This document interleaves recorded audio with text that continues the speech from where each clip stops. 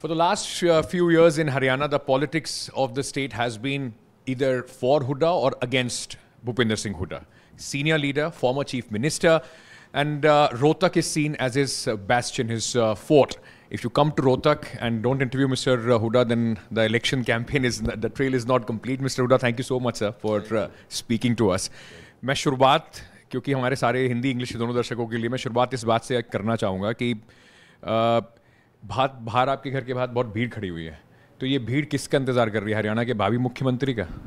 देखिए, आपको पता है कांग्रेस की पद्धति है, विधायक चुने जाएंगे। एक कांग्रेस के पक्ष में हवा है हरियाणा में।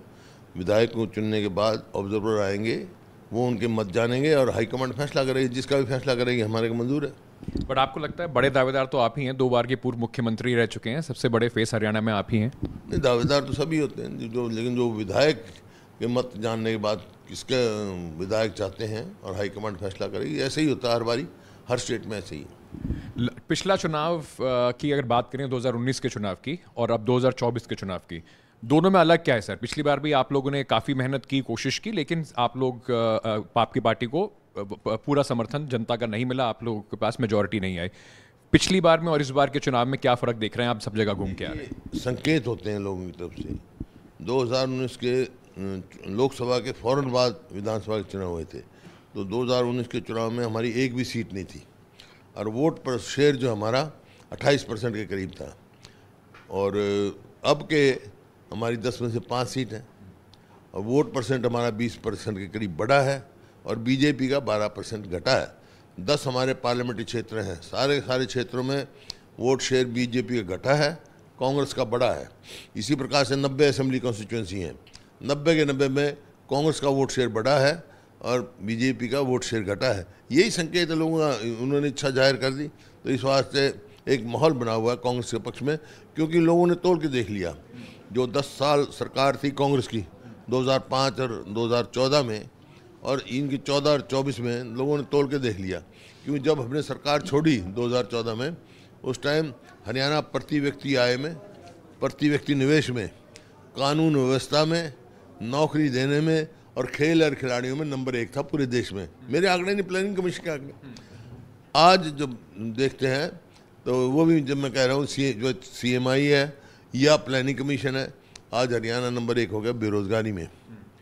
अपराध बहुत तेज़ी से बढ़ रहा है। सोशल प्रोग्रेसिव इंडेक्स है सेंट्रल गवर्नमेंट का, उसने हरियाणा को असुरक्षित बताया है। यहाँ तो कानून व्यवस्था की परिस्थिति है। खेल और खिलाड़ियों को देख रहे हैं आप, जो हमारी पहलवान बेटियों को अब तक न्याय नहीं मिला, अब तक कोर्ट में जा रहे हैं। जिस प्रकार जंतर मंतर ने किया, तो ये सब है। तो इस वास्ते लोग समझ के उन्हें तोल के देख लिया, तो इस वास्ते कांग्रेस ही विकल्प है।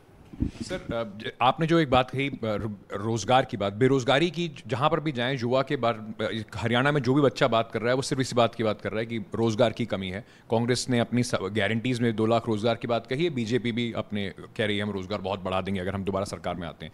लेकिन एक बात जो कहीं मुझे बार बार सुनाई पड़ी और लोग बात कही, जो लोग बातें कहते रहे कि कांग्रेस के टाइम में रोजगार तो मिल जाता है लेकिन खर्ची पर्ची वाला रोजगार मिलता था, वो क्या आपको लगता है कहीं डैमेज करेगा? लोग तो कोई नहीं कह सकते, ये बीजेपी कह रहे हैं, क्योंकि ये अपने को जो इनकी कमी थी छुपाने के लिए दूसरों को कर रहे हैं।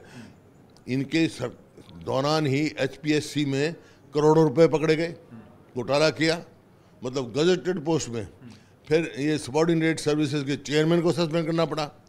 फिर ये कौशल रोजगार निगम है, उसके MD को मतलब करना पड़ा, उसने करोड़ों रुपए खाए, आपके सामने है। ये नहीं तो नौकरियां परचून की दुकान पे थे। आप पुराने अखबार उठा के देखो, हर नौकरी का रेट निकल जाता था।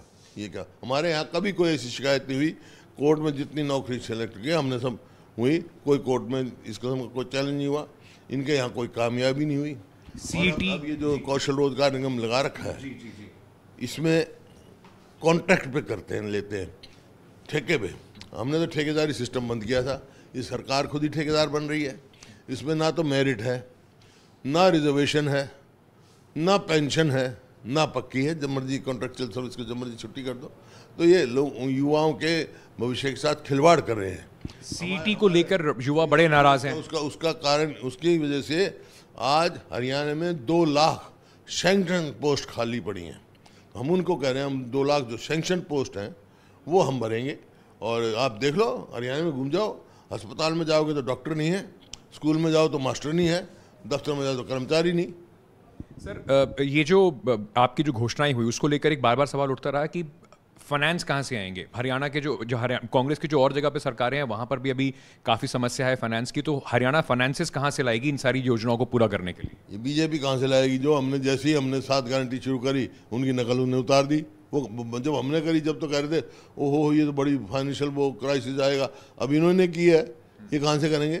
हमारा मैनिफेस्टो देखो आप, 2005 का देखो, 2009 का देखो, 100 के 100% हमने पूरे किए जो वायदा किया। और इनके उठा लो 2014 का, 2019 का, कोई वायदा पूरा नहीं किया इन्होंने।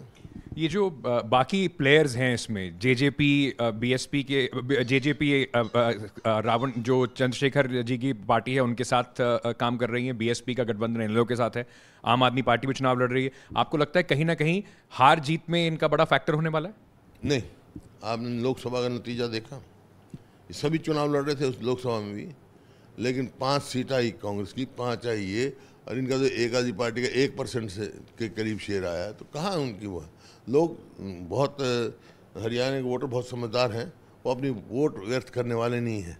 तो मुकाबला सीधा कांग्रेस का और बीजेपी का है, तो ये आप समझो अपनी वोट कोई व्यर्थ नहीं करेगा इसमें। मतलब लोकसभा में तो बीजेपी हो गई हाफ, 10 में 5 है, और विधानसभा में हो जाएगी साफ।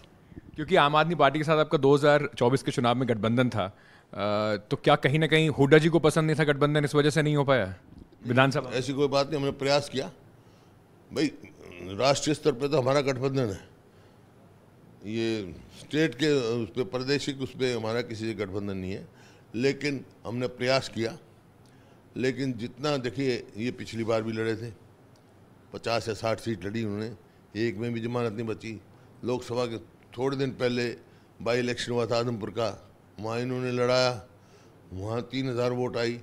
तो मतलब हमने तो कहा उनको ऑफर की, लेकिन अब मेरे ख्याल में जो जिस हिसाब से नेगोशिएशन चली और जो वो बात कर रहे थे वो चाहते नहीं थे।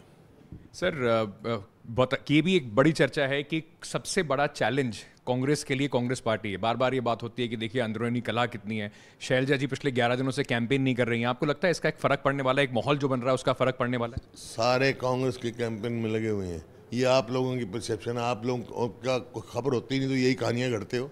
सर 11 दिन से दिखाई नहीं पड़ रही। कांग्रेस एक दिखाई दे जाएंगे जब जाएंगे कोई कहीं जहाँ पे होगा, इसमें क्या बात है? आपके साथ दिखाई देंगी? क्यों नहीं दिखाएंगे? पार्टी के हैं, जहाँ मैं इकट्ठे आएंगे सब इकट्ठे आते रहे जाते रहे, ये कोई नई बात थोड़ा ही भाई। वो सब दिख रहे हैं इकट्ठे, जब अपने एक इकट्ठे ही रहेंगे तो कैसे फैलाव होगा? कोई कहीं पे करेगा, सब अपने अपने तरीके से कांग्रेस को मजबूत कर रहे हैं। कांग्रेस को जल्दी पीक नहीं कर गई? ऐसा लग रहा है आपको कि कैंपेन जो है वो बहुत जल्दी पीक कर गई है? मतलब ओवर कॉन्फिडेंस दिख रहा है, कह रहे हैं कि ऐसा ना हो जाए कि छत्तीसगढ़ मध्य प्रदेश वाली हालत हो जाए। नहीं तो लोग लड़ रहे हैं, लोग लड़ रहे हैं। बीजेपी किसके चेहरे पे लड़ रही है सर? खट्टर जी के 9.5 साल पर, नायब सैनी के 6 महीने पर, या मोदी जी का नाम ही चलेगा यहाँ पे? ऐसा है, लोगों का है, इन्होंने चेहरा बदला ये सोच के एंटी इनकम्बेंसी है उनके खिलाफ, लेकिन ये चेहरे बदलते रहेंगे। लोगों ने फैसला कर लिया इनको बदलेंगे। किरण चौधरी जी बीजेपी में चले गई हैं, और वो खट्टर साहब कह रहे हैं शैलजा जी को भी बीजेपी में बुलवा लेते हैं। वो भी तैयार बैठे हुए, उन्हें ऑफर दे रहे हैं कि आ जाइए आप बीजेपी में आ जाइए।